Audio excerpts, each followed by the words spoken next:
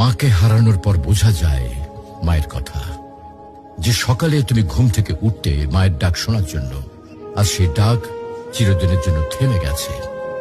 যে হাতে তোমার জন্য খাবার বানাতেন, ভালোবাসা দিয়ে মাথায় হাত বুলিয়ে দিতেন, আজ সেই হাত মাটির নিচে।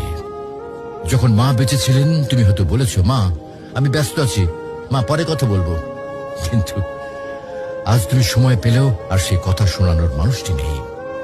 আজ তুমি চাইলে আর মাকে ফোন করে বলতে পারবে না, মা আমি পৌঁছে গেছি। আজ তুমি ঘরে ফিরলেও আর কেউ দরজায় দাঁড়িয়ে হাসি মুখে বলবে না, টেবিলে খাবার রাখা আছে, খেয়ে নিস বাবা।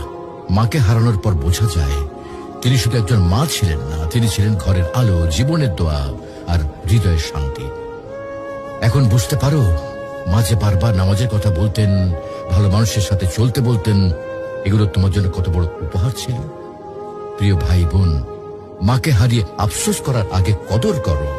মায়ের হাতে চুমো দাও, তার জন্য দোয়া করো, তাকে জড়িয়ে ধরো যতদিন তিনি আছেন।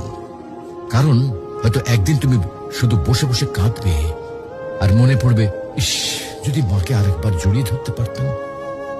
মাকে হারানো মানে পৃথিবীর সব থেকে বড় আশ্রয় হারিয়ে ফেলা। তুমি যখনই সময় পাও তোমার মায়ের সাথে সময় দাও, মায়ের জন্য দোয়া করো।